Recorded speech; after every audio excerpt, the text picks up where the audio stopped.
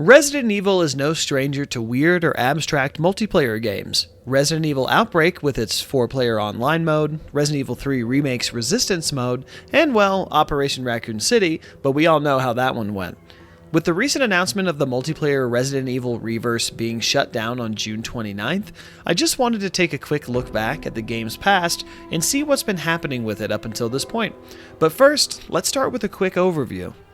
Resident Evil Reverse is a third-person 6v6 multiplayer deathmatch game set in the Resident Evil universe. It pulls characters from across the franchise to fight in quick 5-minute games.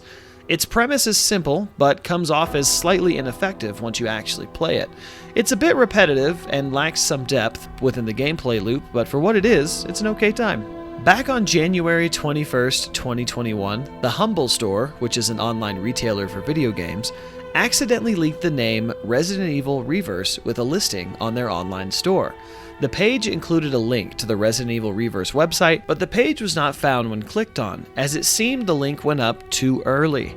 Fans at the time did speculate that this was some kind of Resident Evil multiplayer mode, but all they knew for sure at the time is that it was included with Resident Evil Village. The same day of the leaks, Capcom officially unveiled Resident Evil Village and Reverse, with the closed beta happening for Reverse exclusively for owners of Resident Evil Village. Registration for this beta started in mid-January of 2021.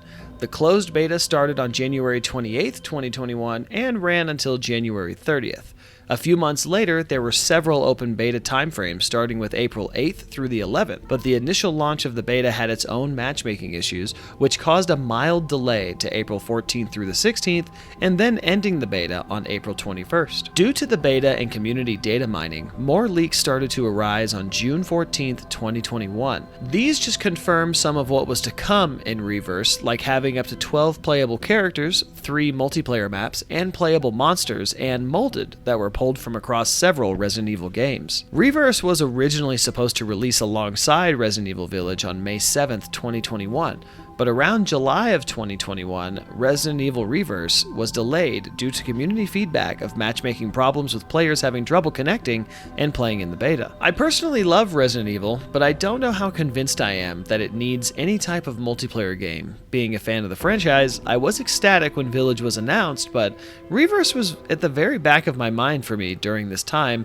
because expanding the main Resident Evil story is far more exciting. Finally, after its initial announcement in January of 2021, Reverse finally released on October 28th, 2022, which is well over a year it was first announced. It was released for Xbox One, PS4, and PC.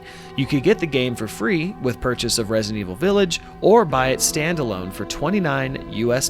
The reception for Resident Evil Reverse was lukewarm to say the least, currently sitting at a 5 out of 10 on IGN, a 38% on OpenCritic, and an abysmal 1.8 out of 10 on Metacritic. But why is it sitting so low? Well, there is probably one main factor: the content release schedule.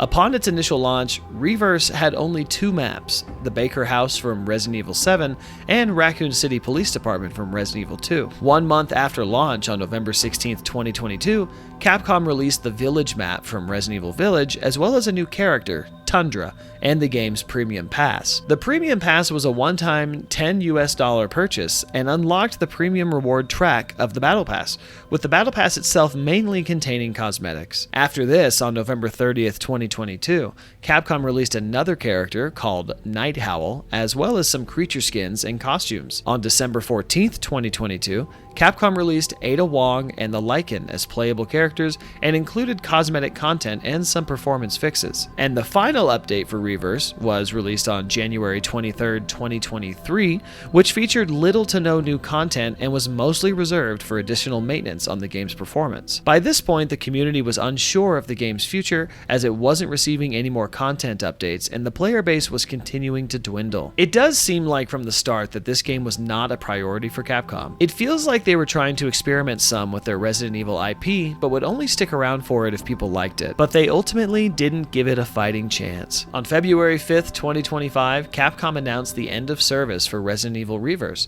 Their official reason for the shutdown was that Reverse was developed to celebrate the 25th anniversary of Resident Evil and has served its purpose admirably.